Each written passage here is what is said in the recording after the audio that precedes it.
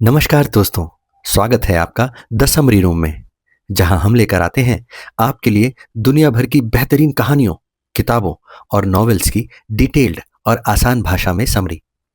आज हम बात करने वाले हैं हिंदी साहित्य की एक आइकॉनिक किताब मुंशी प्रेमचंद जी के शानदार उपन्यास गबन की।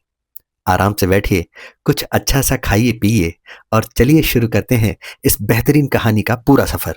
कहानी 1930 के आसपास के भारत की है, जब समाज में दिखावा, रिश्तों में ईगो और आर्थिक तंगी एक साथ मौजूद थे।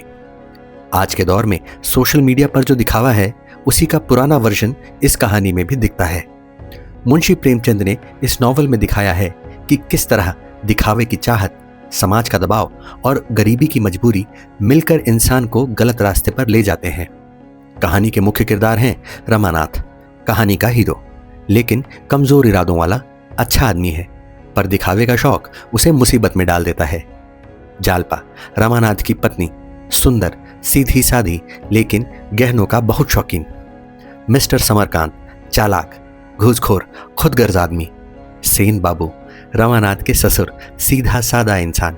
बाकी कई छोटे मोटे किरदार जो कहानी को गहराई देते हैं। कहानी शुरू होती है जालपा और रमानाथ की शादी से। जालपा बचपन से ही अमीर घर की है। उसकी एक ही कमजोरी है, गहनों का शौक। उसे लगता है अगर औरत के पास गहने नहीं तो समाज में उसकी इज्जत नहीं। दूसरी तरफ रमानाथ एक मध्यम वर्गीय लड़का है। वो जालपा से बहुत प्यार करता है और चाहता है कि उसे हर सुख दे, लेकिन उसकी आमदनी बहुत कम है। शादी के वक्त जालपा को उम्मीद होती है कि उसे खूब सारा दहेज, गहने और जेवर मिलेंगे, लेकिन जब शादी होती है तो उसे पता चलता है कि दहेज मामूली है, गहने नकली हैं या बहुत सस्ते, और उसका पति उतना अमीर नहीं जितना उसने सोचा था। यहीं से कहानी का असली संघर्ष शुरू होता है। रमानाथ जालपा को खुश रखना चाहता है, पर उसकी सैलरी उतनी नहीं कि वो जालपा की गहनों वाली इच्छाएं पूरी कर सके। जालपा उसे बार बार कहती है, मेरी सहेलियों ने तो इतने इतने गहने पहने हैं, मैं क्या मुंह लेकर समाज में जाऊं। जालपा की ये बातें रंगनाथ के मन में एक बड़ा कांटा बन जाती हैं। वो सोचता है, अगर मैं अपनी बीवी की छोटी सी इच्छा भी पूरी नहीं कर सकता तो मैं किस काम का पति। धीरे धीरे जालपा की उम्मीदें, समाज का दिखावा और उसका खुद का ईगो सब मिलकर उसे अंदर से तोड़ते हैं। जालपा की खुशियों के लिए रमानाथ कर्ज लेने लगता है।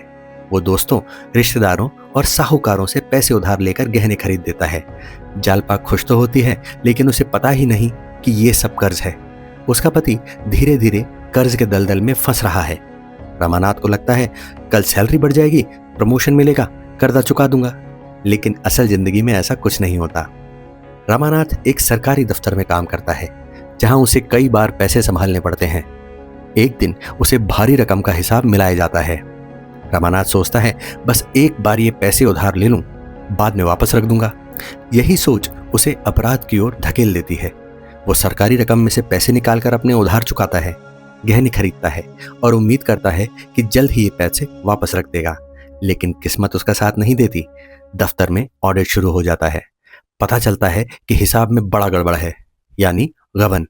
रमानाथ डर जाता है, अगर पकड़ लिया गया तो नौकरी जाएगी, जेल हो सकती है, समाज में इज्जत मिट जाएगी, जालपा उससे हमेशा के लिए दूर हो सकती है। ऑडिट सख्त होता जाता है। डर के मारे रमानाथ शहर छोड़कर भाग जाता है। वो बिना बताए घर छोड़कर गायब हो जाता है। जालपा को पता ही नहीं कि उसके पति के साथ क्या हुआ है। वो सोचती है कि उसने शायद उसे छोड़ दिया है या कहीं फंस गया है। धीरे धीरे उसके मन में भी पछतावा जागता है। वो सोचने लगती है, कहीं मैंने अपने गहनों के शौक और दिखावे के चक्कर में रमानाथ पर ज्यादा दबाव तो नहीं डाल दिया। जालपा को पहली बार एहसास होता है कि उसने अपने पति को समझने के बजाय उससे अनचाही उम्मीदें की। रमानाथ एक शहर से दूसरे शहर भागता है। जीविका के लिए छोटे मोटे काम करता है, कभी बनिए की दुकान, कभी मजदूरी, कभी क्लर्क का छोटा मोटा काम। हर जगह उसे डर लगा रहता है कि कहीं पुलिस उसे पकड़ ना ले।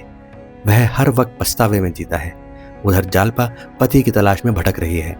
वो समझ चुकी है कि रमानाथ उससे कितना प्यार करता था और उसने किस मजबूरी में गबन किया होगा। लंबी जद्दोजहद के बाद जालपा और रमानाथ आमने सामने आते हैं, दोनों अस्त व्यस्त, टूटे हुए और पछतावे से भरे हुए। उस पल जालपा रोकर कहती है, अगर मुझे पता होता कि तुम मेरे लिए इतना बड़ा कदम उठा लोगे तो मैं कभी तुमसे गहनों की जिद न करती। रमानाथ उससे कहता है, मैंने तुम्हें खुश करने के लिए सब किया, लेकिन मैं गलत हो गया। दोनों एक दूसरे को समझते हैं और दर्द में भी एक दूसरे का सहारा बनते हैं। आखिरकार रमानाथ फैसला करता है कि मैं भागता नहीं रहूंगा, चाहे जो हो, मैं अपने अपराध की सजा भुगतूंगा। वो पुलिस के सामने आत्मसमर्पण करता है। कोर्ट में केस चलता है। जज उसकी हालत, पछतावा और परिस्थितियों को देखते हैं। सजा बहुत बड़ी नहीं होती, लेकिन एक सुधार का रास्ता मिलता है। जालपा पूरे केस के दौरान उसके साथ खड़ी रहती है। कहानी के अंत में प्रेमचंद साफ संदेश देते हैं, घर एक दूसरे को समझने से चलता है, दिखावे से नहीं। पैसा कमाया जा सकता है, लेकिन रिश्ते और भरोसा टूट जाएं तो वापस मुश्किल से जुड़ते हैं। रमानाथ और जालपा अपनी गलतियों को स्वीकार करते हैं और नई जिंदगी शुरू करते हैं। दोस्तों, ये थी मुंशी प्रेमचंद के क्लासिक उपन्यास गबन की पूरी डिटेल्ड कहानी।